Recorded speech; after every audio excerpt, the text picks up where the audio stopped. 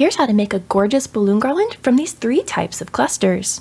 First of all, inflate an 11-inch balloon and a 17-inch balloon at the same time on your electric balloon inflator. Once the 11-inch is nearly full, keep inflating the 17-inch until it's almost its full size.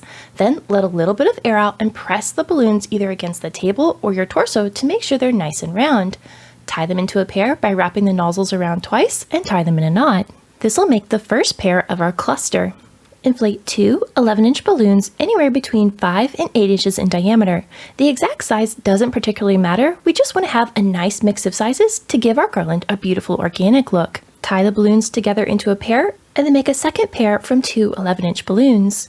Now we're going to take all 3 of these pairs and join them into a cluster of 6 by taking our 18-inch pair and the 11-inch pair and overlapping them so that the nozzles touch in the center, and then twist one balloon from each of those pairs around each other, locking them into a quad. Slip that second 11-inch pair into the center of the quad so that all the nozzles are touching. Then twist one balloon from that new pair around one of the balloons that's already in the quad, and that will secure all 3 of the pairs together into our cluster of 6. In total, I made 9 clusters for this garland. 2 pink clusters with an 18-inch, 2 orange clusters with an 18-inch, 3 clusters of all 11-inch in pink, and 2 more clusters of all 11-inch in orange.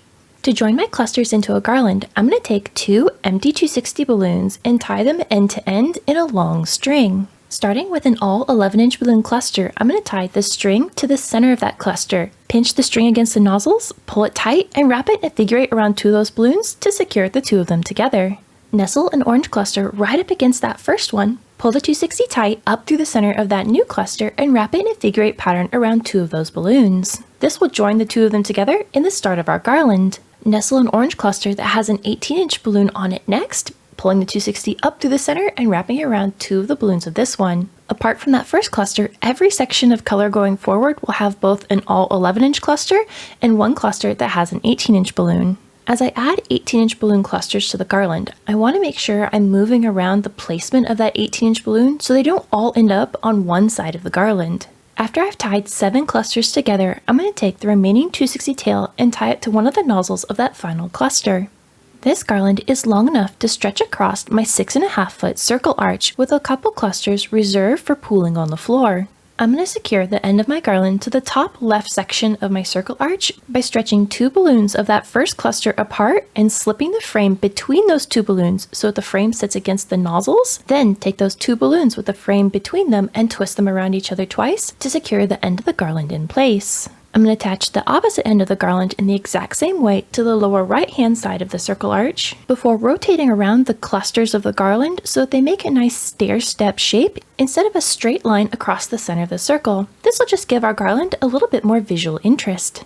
I also made some statement bubble balloons by painting the inside in coordinating colors, and if you'd like to see that full tutorial, I'll have the video linked above and in the description box below. To secure these bubble balloons into the garland, I'm going to tie an empty 260 balloon around the nozzle of each of these balloons and use the tail ends of those 260s to tie them into the garland. This 30-inch painted bubble will be the anchor point for the base of the design, so I'm going to tie it directly to the foot of the circle stand, setting it right in front and nestling it under the orange balloons that finish out our garland before using that remaining 260 tail to tie in the 2 remaining pink clusters along the side of the bubble to keep it nestled in place.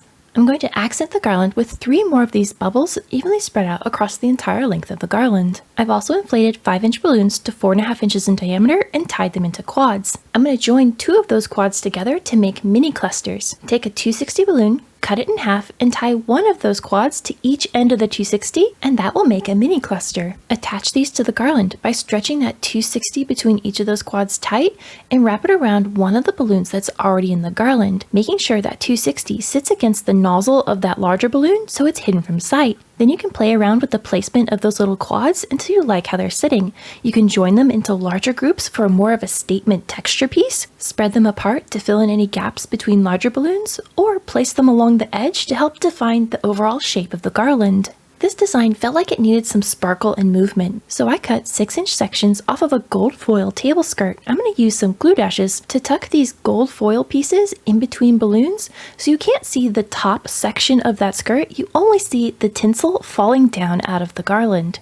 I'm going to attach a bunch of these across the entire length, and I even added some to the circle backdrop, but I later removed those as I didn't like the look and wanted the tinsel to only be coming out of the balloon garland. To create more variation in texture, I trimmed the tassels to varying lengths so no tassel was the same length as another tassel nearby. To give this design a little bit more depth, I hung some tassels on the back side of the garland so there's a bit of a layered effect when it comes to the tassels.